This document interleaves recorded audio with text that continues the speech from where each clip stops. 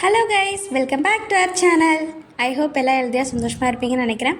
இன்றைக்கி என்ன ரெசிபிங்கன்னு பார்த்தீங்கன்னா கோலா உருண்டை தான். சோயா கோலா உருண்டை. இது எப்படி செய்யறதுன்னு பார்க்கலாமா? அதுக்கு முன்னாடி இதில் இருக்கிற பெனிஃபிட்ஸ் எல்லாம் பார்த்துக்கலாம். சோயா நம்ம மோஸ்ட்லி யூஸ் பண்ணுறோம் பிரிஞ்சு சாதம், அப்புறம் அந்த பெப்பர் ஃப்ரை இந்த மாதிரி தான் பண்ணியிருப்போம். ஸோ கோலாவாக செஞ்சு பார்த்திங்கன்னா சாப்பிடாதவங்க கூட சாப்பிடுவாங்க. ஸோ குழந்தைங்க இவங்க எல்லாமே விரும்பி சாப்பிடுவாங்க. இது நிறைய நியூட்ரிஷனும் கூட. ஸோ மறக்காமல் செஞ்சு கொடுங்க. வாங்க எப்படி செய்கிறதுன்னு பார்க்கலாம். அதுக்கு ஃபஸ்ட்டு ஒரு பாத்திரத்தில் கொஞ்சமாக தண்ணி ஊற்றிக்கலாம். தண்ணி நல்லா கொதித்து வரட்டும். கொதித்து வந்ததுக்கப்புறமா சோயாவை ஆட் பண்ணிக்கலாம். இந்த அளவுக்கு நல்லா கொதித்ததுக்கப்புறமா ஆட் பண்ணிக்கோங்க. நான் 2 கப் சோயா எடுத்திருக்கேன்.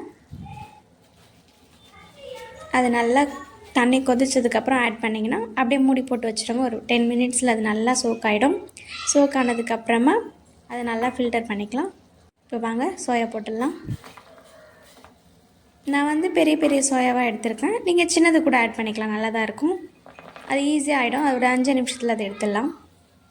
இது சோக்காக ஒரு 5 மினிட்ஸ் தேவைப்படும். இது நல்லா ப்ரெஸ் பண்ணி விட்டுக்கலாம், ஏன்னா மேலே இருக்கு இல்லையா. ஸோ நல்லா ப்ரெஸ் பண்ணி விட்டால் நல்லா ஊறி வரும். ஸ்டவ் ஃப்ளேம் ஆஃப் பண்ணிக்கலாம். ஆஃப் பண்ணிவிட்டு மூடி போட்டு வச்சுருங்க. பார்த்திங்களா, அந்த நுரையெல்லாம் ஸ்டாப் ஆகிட்டு உள்ளே எல்லாம் பபுள்ஸ் எல்லாம் அடங்கிடுச்சு. இப்போ இதுக்கு ஒரு மசாலா ரெடி பண்ணிக்கலாம். வாங்க. அதுக்கு நான் மிக்சர் ஜார் எடுத்திருக்கேன். அதில் 1 ஸ்பூன் சோம்பு, 1 பச்சை மிளகாய். காரம் கம்மியாக குழந்தை சாப்பிடுன்றதுனால காரம் கம்மியாக எடுத்திருக்கேன். ஸோ உங்களுக்கு தேவைப்பட்டால் 2 மிளகாய் கூட ஆட் பண்ணிக்கலாம். 1 துண்டு இஞ்சி, 3 பல் பூண்டு, கொஞ்சமாக கறி லீஃப், இதெல்லாம் ஆட் பண்ணி ஃபஸ்ட்டு குறப்பாக அரைச்சிட்டு வந்துடலாம். இதில் கொத்தமல்லியும் ஆட் பண்ணிக்கலாம். கொத்தமல்லி இருந்தால் ஆட் பண்ணிக்கோங்க. இந்த மாதிரி நல்லா குறப்பாக அரைச்சிட்டு வந்ததுக்கப்புறமா சோயாவை நல்லா தண்ணி பிழிஞ்சிருங்க. ஏன்னா தண்ணி இருந்துச்சுன்னா அது ஒரு மாதிரி ஆகிடும். ஸோ அதனால் நல்லா தண்ணி பிழிஞ்சிட்டு அதில் ஆட் பண்ணி நல்லா அரைச்சிக்கலாம். அதுவும் கொஞ்சம் குறப்பாக இருக்கணும். ரொம்பவும் பெருசாக திக்காக இருக்கக்கூடாது, ரொம்ப நைஸாகவும் அரைக்கக்கூடாது. ஸோ நல்லா தண்ணி பிழிஞ்சிட்டு லைட்டாக அந்த கீமா இருக்கும் இல்லையா, மட்டன் கீமா பண்ணுவோம்ல, அந்த ஸ்டேஜ் அந்தளவுக்கு அரைச்சிட்டு வந்தால் போதும். ரொம்ப ஃபைனாக அரைக்க தேவையில்ல. இந்த மாதிரி நல்லா தண்ணியை ஃபில்டர் பண்ணி எடுத்துக்கோங்க. அப்போ தான் நல்லாயிருக்கும்.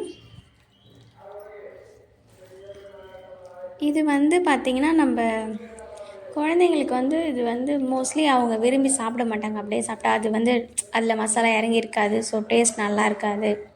இதில் நம்ம நிறைய வெஜிடபிள்ஸ் கூட ஆட் பண்ணிக்கலாம். இன்றைக்கி நான் சோயா மட்டும் வச்சு உங்களுக்கு செஞ்சு காமிச்சிருக்கேன். இந்த அளவுக்கு நல்லா குறப்பாக அரைச்சிக்கோங்க, போதும். ரொம்ப ஃபைனாக வேண்டாம். ஸோ இந்த மாதிரி செஞ்சு கொடுத்தீங்கன்னா அவங்களும் விரும்பி சாப்பிடுவாங்க. இப்போ எல்லாத்தையும் மிக்ஸ் பண்ணிக்கலாம். அரைச்சி வச்சுருக்க இது நான் ஒரு பவுலுக்கு மாற்றிக்கிறேன். பவுலுக்கு மாற்றிட்டு அதுக்கு தேவையான மசாலாஸ் நம்ம ஆட் பண்ணிக்கலாம். பட் ஆல்ரெடி நம்ம பச்சை மிளகாய் போட்டிருக்கோம். ஸோ அதனால் அதிகமாக ஸ்பைசஸ் எதுவுமே சேர்க்க போகிறதில்ல. உங்களுக்கு சப்போஸ் ஸ்பைசஸ் வேணும்னு நினச்சிங்கன்னா சில்லி பவுடர் இல்லைனா சில்லி ஃப்ளேக்ஸ் ஆட் பண்ணிக்கலாம், நல்லாயிருக்கும். எனக்கு காரம் இதுவே கரெக்டாக இருந்துச்சு, ஒரு சில்லியே. அதனால் நான் அதை அப்படியே ஆட் பண்ணிக்கிறேன். இப்போ அரைச்சி வச்சுருக்க எல்லாமே பேஸ்ட்டெல்லாம் ஆட் பண்ணியாச்சு. அதுக்கப்புறமா பொடிசாக கட் பண்ணி வச்சுருக்க ஒரு பெரிய ஆனியன் அதையும் ஆட் பண்ணிக்கலாம். நல்லா மிக்ஸ் பண்ணி விடுங்க ரெண்டுத்தையும். கொஞ்சமாக உப்பு போட்டுக்குங்க. உப்பு போடல இல்லையா, அதனால் கொஞ்சமாக உப்பு ஆட் பண்ணிக்கோங்க. 1 ஸ்பூன் அளவுக்கு உப்பு, அதாவது தேவையான அளவுக்கு ஆட் பண்ணிக்கோங்க. நான் 1.5 ஸ்பூன் கடலை மாவு இதுக்கு ஆட் பண்ணுறேன். அதுக்கப்புறமா 1 spoon cornflour, 1/2 spoon rice flower, இது ரெண்டுத்தையும் ஆட் பண்ணிவிட்டு நல்லா மிக்ஸ் பண்ணி விடுங்க. தண்ணி எதுவுமே ஊற்ற வேண்டாம். தண்ணி ஊற்றாமே நல்லா மிக்ஸ் பண்ணி விட்டிங்கன்னா அதுவே நல்லா வந்துடும். தண்ணி அரைக்கும் போதும் தண்ணி ஊற்றக்கூடாது, ஏன்னா அது ரொம்ப குழவான்னு போயிடுச்சுன்னா அந்த ரவுண்ட் ஷேப் கிடைக்காது நமக்கு. ஸோ தண்ணி எதுவுமே தேவையில்லை. அதில் இருக்கிற ஈரப்பதத்துலேயே நம்ம நல்லா பிசைஞ்சு எடுத்தோன்னா கரெக்டாக வந்துடும். நல்லா மிக்ஸ் பண்ணி விடுங்க. வெங்காயமும் அந்த மசாலாஸ் எல்லாமே மிக்ஸ் ஆகணும். நல்லா மிக்ஸ் ஆனதுக்கப்புறமா பாலாக உருட்டிக்கலாம். நம்ம தேவையான ஷேப்ஸ் உருட்டிக்கலாம். நான் கோலா உருண்டுன்றதுனால நான் ரவுண்ட் ஷேப்பில் பால் சைஸ் மாதிரி உருட்டிக்கிட்டேன். குட்டி குட்டியாக உருட்டிக்குங்க, ஏன்னா கொஞ்சமாக எண்ணெய் ஊற்றி நம்ம பொரிச்சோன்னா நல்லாயிருக்கும். ஸோ அதனால் குட்டி குட்டி பால்ஸாக உருட்டிக்கிட்டால் நல்லாயிருக்கும். ஏன்னா அப்போ தான் நம்ம எல்லாமே ராவாக போட்டிருக்கிறோன்றதுனால அது பச்சை ஸ்மெல் இல்லாமல் நல்லா வெந்து வரும். மேலே கரிஞ்ச மாதிரி ஆகிடும், அப்புறம் உள்ளே வேகாமல் இருக்கும். ஸோ அதனால் நம்ம குட்டி குட்டி பால்ஸாக உருட்டிவிட்டால் நல்லா கரெக்டாக இருக்கும். இந்த மாதிரி குட்டி குட்டி ஷேப்பில் உருட்டிக்குங்க நல்லா. எனக்கு 2 கப் சோயாவுக்கு நான் குட்டி குட்டி பால்ஸாக உருட்டினதுனால ஒரு 14 ரோல் வந்து கிடச்சிச்சு. அந்த ரவுண்ட் ஷேப் ரோல்ஸ் அது கிடச்சிச்சு. ஸோ அதனால் நீங்கள் உங்களுக்கு தேவையான அளவுக்கு உருட்டிக்கலாம். இல்லை நீங்கள் கட்லெட் ஷேப் வேணாலும் பண்ணிக்கலாம், இல்லைனா ஹார்டின் ஷேப் கூட பண்ணிக்கலாம். இப்போ வந்து எனக்கு கிடச்சிருக்கு. ஸோ இப்போ வந்து ஆயில் காய வச்சுக்கலாம். எண்ணெய் நல்லா காஞ்சதுக்கப்புறமா இந்த பால்ஸ் எல்லாம் போட்டால் கரெக்டாக இருக்கும். இப்போ பார்த்திங்கன்னா எண்ணெய் காஞ்சிச்சா இல்லையான்னு கொஞ்சோண்டு போட்டு செக் பண்ணி பார்க்கலாம். பொரிஞ்சிடுச்சு. இப்போ ஒரு பால்ஸாக சேர்த்துக்கலாம். மொத்தமாக சேர்த்துடாதீங்க, அது ஒரு மாதிரி ஆகிடும். ஸோ கொஞ்சம் கொஞ்சமாக ஆட் பண்ணி நீங்கள் ஃப்ரை பண்ணி எடுத்திங்கன்னா சூப்பராக இருக்கும்.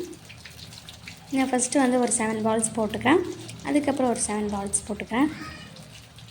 இது அடிக்கடிக்கு மிக்ஸ் பண்ண வேண்டாம். லைட்டாக மட்டும் கொஞ்சம் நேரம் விட்டு ஒரு 2 மினிட்ஸ் விட்டு நீங்கள் கலரி விட்டிங்கன்னா நல்லா வரும், ஒட்டாமல். அதே மாதிரி எண்ணெய் வந்து க்ளீனாக இருக்கும்.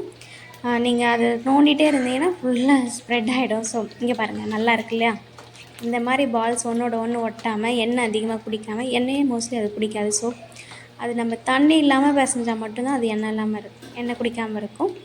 இந்த மாதிரி நல்லா ப்ரௌனாக வரணும். எண்ணெய் கொஞ்சம் நம்ம ரொம்ப கம்மியாக ஊற்றுறோன்னா திருப்பி திருப்பி போட்டுக்குங்க.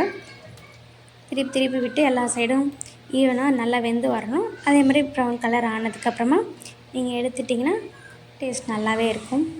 அதே மாதிரி கிறிஸ்பியாகவும் இருக்கும், க்ரன்ச்சியாகவும் இருக்கும்.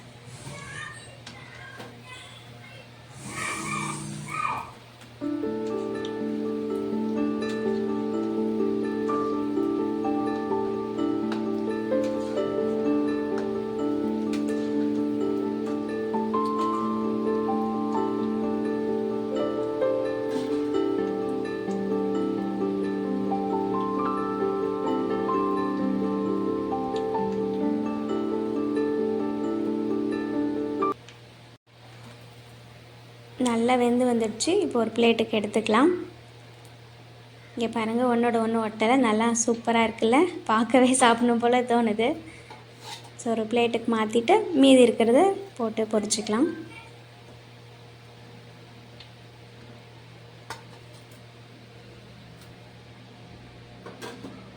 இப்போ வந்து மீதி இருக்கிற பால்ஸ் எல்லாம் போட்டு எடுத்துக்கலாம். இப்போ உங்களுக்கு வந்து எண்ணெயில் போட பயமாக இருக்குது அப்படின்னு தோணுச்சுன்னா ஒரு ஸ்பூனோ இல்லை அந்த குழி கரண்டி இருக்குள்ள, குழம்பு கரண்டின்னு சொல்லுவோம் இல்லையா, அதில் ஒரு பாலாக வச்சு அந்த எண்ணெயில் போட்டிங்கன்னா உங்களுக்கு கையில் படாமல் இருக்கும். எனக்கு வந்து பழகுனதுனால நான் அப்படியே போடுறேன். ஸோ இந்த டிப் கூட யூஸ் பண்ணி பாருங்கள், நல்லாயிருக்கும். எண்ணெய் மேலே அடிக்காமல் இருக்கும். இது கொஞ்சம் வெந்ததுக்கப்புறமா இந்த மாதிரி திருப்பி விட்டிங்கன்னா ஈஸியாக ஈவனாக எல்லா சைடும் வெந்து வரும். நல்லா வெந்ததுக்கப்புறமா எடுத்து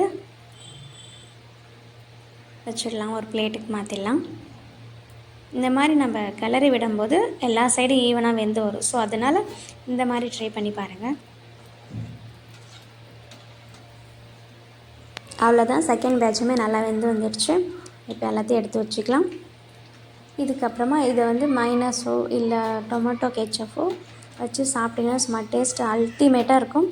அண்ட் இந்த சோயா கோலா உருண்டை செஞ்சு பார்த்துட்டு டேஸ்ட் எப்படி இருந்துச்சுன்னு மறக்காமல் கமெண்ட் பண்ணுங்கள்.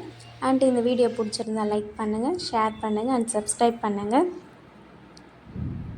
இது வந்து நான் வந்து சட்னி கூட வச்சு சாப்பிட்றேன். எனக்கு இந்த சட்னி கூட வச்சு சாப்பிட தான் ரொம்ப பிடிக்கும். ஸோ அதனால் நான் சட்னி கூட வச்சு சாப்பிட்றேன். செம்ம டேஸ்ட்டாக இருந்துச்சு. என்னுடைய குழந்தையுமே விரும்பி சாப்பிட்டாங்க. ஸோ அதனால தான் சொல்கிறேன், குழந்தைங்க கூட கொடுக்கலாம். அது குட்டி குழந்தைக்கு கொடுத்துடாதீங்க, கொஞ்சம் பல் வந்து மென்று சாப்பிடுவாங்க இல்லையா, அந்த குழந்தைக்கு கொடுங்க. டேஸ்ட்டு சும்மா அல்டிமேட்டாக இருந்துச்சு. மறக்காமல் செய்வீங்கன்னு நினைக்கிறேன். அண்ட் இந்த மாதிரி இன்ட்ரெஸ்டிங்கான ஹெல்த்தியான வீடியோஸ்க்காக நம்மளுடைய சேனல் சப்ஸ்கிரைப் பண்ணிக்கோங்க. பாய்.